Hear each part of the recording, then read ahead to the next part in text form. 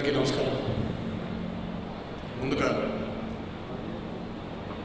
Cyberabad annual traffic police కాన్ఫరెన్స్కి which also coincides with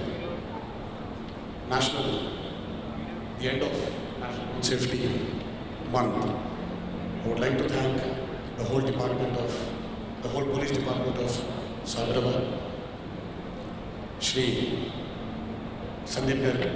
Alage I'd like to thank especially Shri Sanjana Garu for having me here.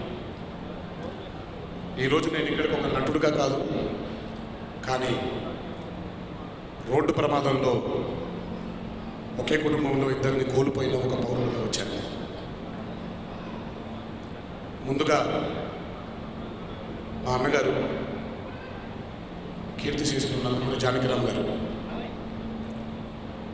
ఎంతో జాగ్రత్త పరుడు. మేమైనా అప్పుడప్పుడు చిన్నపిల్లలుగా ఉన్నప్పుడు కొంచెం రెక్లెస్గా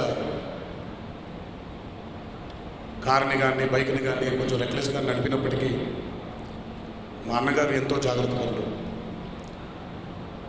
ఆయన జాగ్రత్తగా వెళుతున్నప్పటికీ రాంగ్ రూట్లో నేషనల్ హైవే పైన ఒక ట్రాక్టర్ రాంగ్ రూట్లో రావడం వల్ల అర్ధాంతరంగా ఆ ట్రాక్టర్ని నడి రోడ్డు మీద ఆపేయడం వల్ల ఆయన ప్రమాదానికి గురవడం, ఆయన మరణించడం జరిగింది. రెండవది మా నాన్నగారు కీర్తిశేషులు నందమూరి హరికృష్ణ గారు. ఇది నేను కొత్తగా చెప్పాల్సిన విషయం కాదు, మీ అందరికీ తెలిసిన విషయమే. ఇన్ఫ్యాక్ట్ 2 తెలుగు రాష్ట్రాలకు కూడా తెలిసిన విషయం.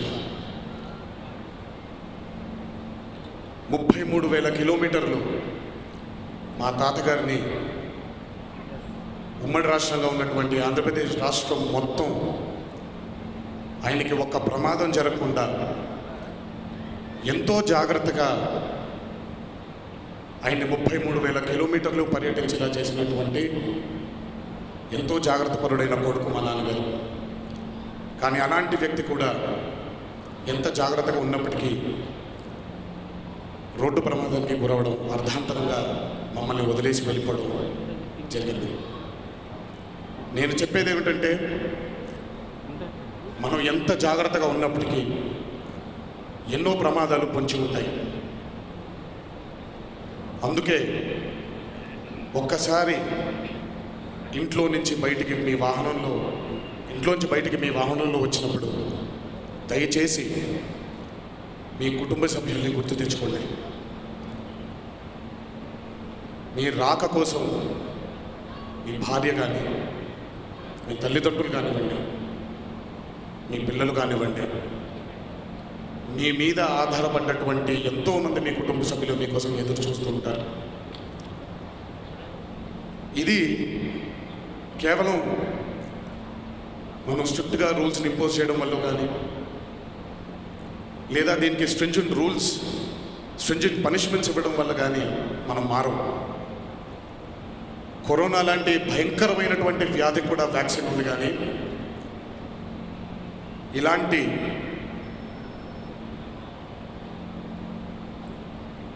రోడ్డు ప్రమాదాలకి గురయ్యే దాంట్లో మనకి వ్యాక్సిన్ లేవు. We all have to feel responsible.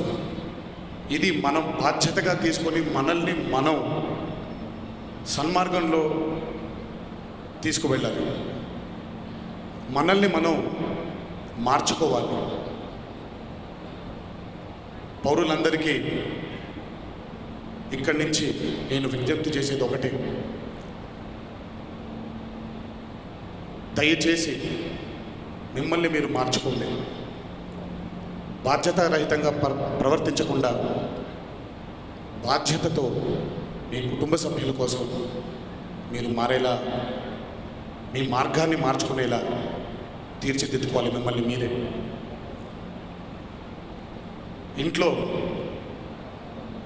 అంటే నేను ఎప్పుడో చదివాను, దేవుడు అన్ని చోట్ల ఉండడు కాబట్టి తల్లిదండ్రుల్ని సృష్టించాడు అని, ముఖ్యంగా తల్లిని. అలాగే తల్లిదండ్రులు అన్ని చోట్ల ఉండలేరు కాబట్టి గురువుని, మన దేశానికి పహరా కాస్తున్నటువంటి సైనికుల్ని, మన ఇంటి బయట పహరా కాసేటువంటి పోలీసులు సృష్టించారు.